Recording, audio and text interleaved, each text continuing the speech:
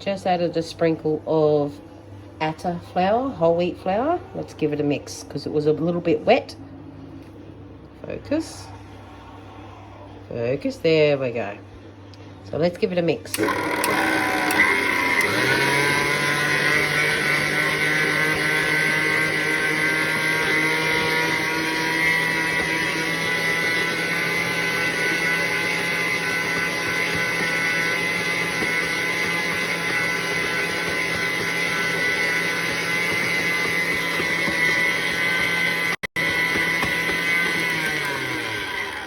Let's just test it.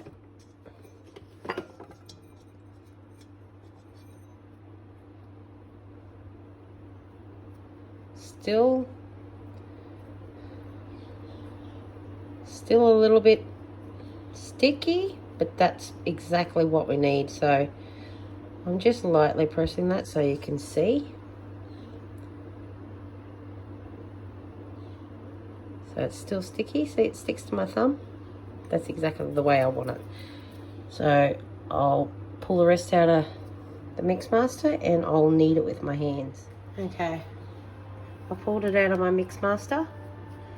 Okay, just spreading it open so you've got an idea. See how it's still quite sticky, and it is sticking to my hands. That's exactly what we need. So right now I'm just going to knead it on the bench.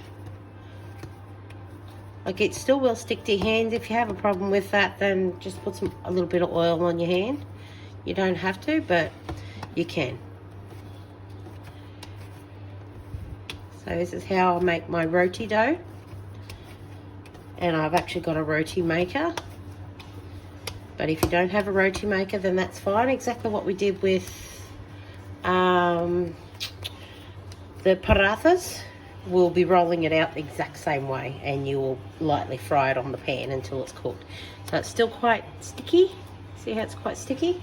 Just like that. So I'm just going to get my ghee. Just a little bit. I'm going to rub it on my hands. Ghee is good for your hands too. If you have like a windburn on your lips or anything like that, use ghee. If you've got dry hands, use ghee. Ghee's good for your hands. Kind of like a moisturizer in a way. It makes your hands nice and healthy. You can even rub it into your nails too. Make your nails nice and healthy. Okay, after I've had the ghee on my hands, I rubbed it and then I've put it on the dough ball that I've made. And you can see all the shiny consistency, but see how mine's quite soft? My dough, that's exactly the way your dough should be looking. It will take a lot of practice, a lot of time and error, but I have been doing this for a fair while, so you kind of get used to it.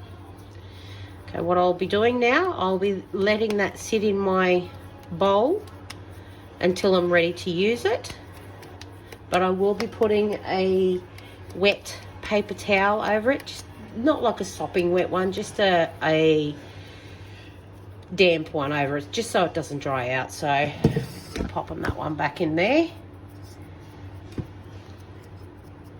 and I'm just going to cover it. And if you don't have wet paper towel, then that's okay. Just put a lid over the top of your dough so it doesn't dry out. When we're ready to cook them, I'll be back. All right, let's get started. This is for our roti. So my roti dough's been sitting while I cook my curry, so it still holds its shape. Everything is still a little bit sticky. You just need a little bit of flour to roll them out. So I'll show you. Look, I've got my roti maker. I got this sent to me from India, so it's still heating up right now. So while that's heating up, I will show you what you can do if you do not have one of those machines. So I will be grabbing a golf ball size of dough, like a little golf ball size of dough. I probably add a little bit more, which is a little hard to grab when you've got only one hand doing it. So that should be all right for now. So I'm just going to cover that, so I can pop my camera there. And you're going to roll it into a little ball.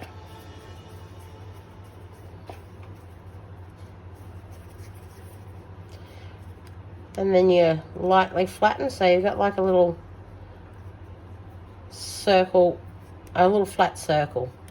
So then what you do, spread it out just a little bit of flour, not a lot, just a little bit. Just enough to cover it. Just give it a little sprinkle. Your rolling pin.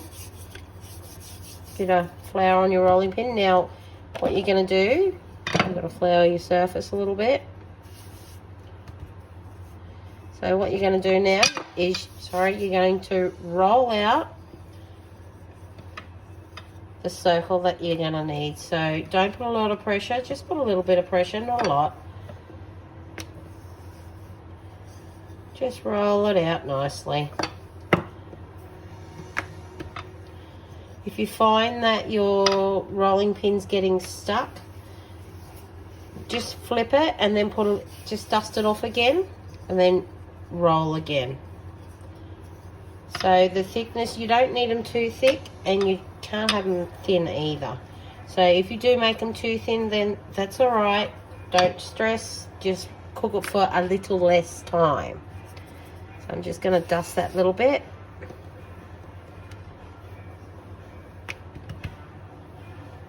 And I'll dust that bit. Then I'm just going to roll out the rest. This is making a rustic one. So once these are rolled out, you'll have your pan on medium to high heat. You'll put a little bit of dusting of oil there, or even spray your pan that you're going to cook with. Just flip it in your hands from hand to hand to dust off the rest of the flour.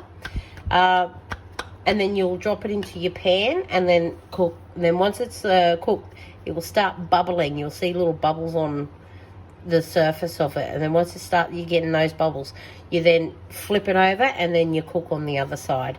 Whereas my roti maker, it actually is double-sided. So it's like one part's hot, the hot plate, and the other part's the other hot plate. So it's finished heating up right now. So I'm just going to pop this one on there.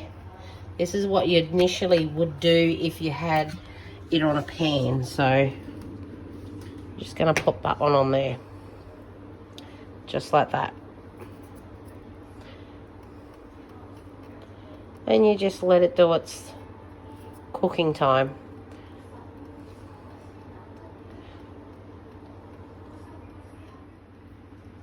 This is what I mean by it puffing up. So this is actually, I don't know if you can see the raised bump there, but it is puffing up. So if I pick that one up, and I'll just flip that one on there, you would do the same thing on the actual pan. Obviously don't use your fingers. I am used to the heat of it. It does still burn, but you can use your normal egg flip for that anyway.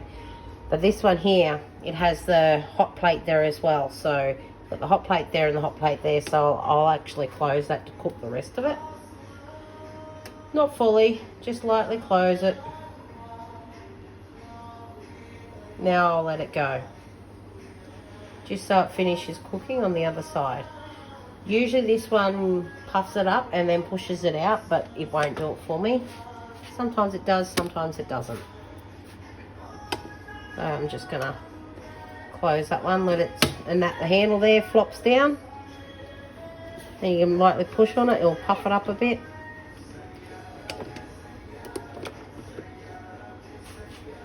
Once these are cooked, you'll be putting them in a dish,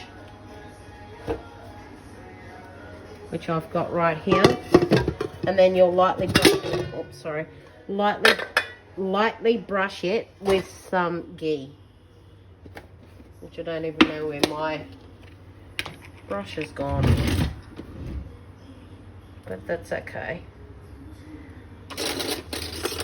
When in doubt, find a spoon. That works. Alright, I'm just going to drop that one in there. Just got some ghee on the back of my spoon.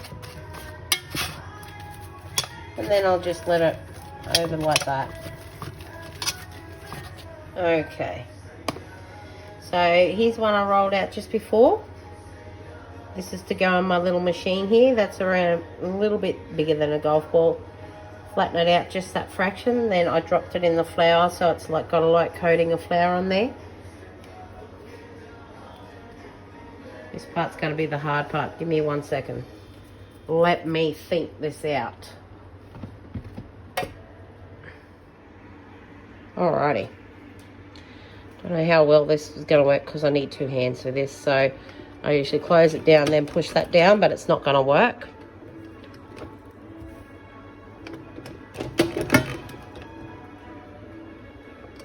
There we go. See, just sliding around that because that is non-stick anyway. I don't know how well I got that one done, but it is there. So that one made it to the correct thickness and everything. So these usually you can leave them closed, but I usually leave mine open just to keep an eye on it, but you can leave it closed and it should puff up, but they don't always puff up. Hence why I keep an eye on them. See all the steam coming out?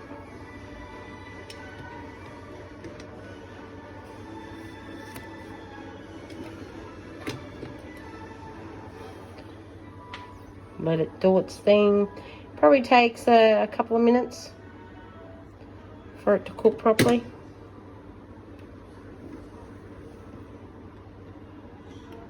So that's bubbling up. Have a look underneath, it's not quite done. Makes it a little hard when you can't quite set your camera up the way you want to.